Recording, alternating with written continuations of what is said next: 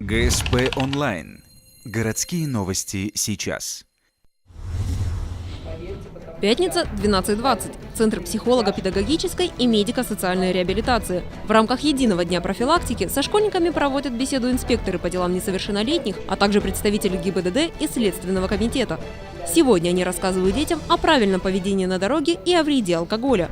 В подтверждение своих слов показывают короткие мотивирующие ролики.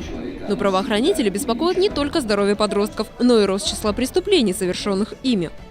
У нас стало меньше каких-то бесплатных кружков, секций, где дети у нас были заняты.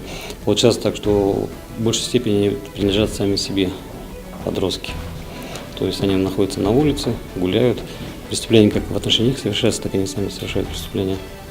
Правоохранители объясняют, почему подростки после 10 часов вечера должны находиться дома. Таков республиканский закон.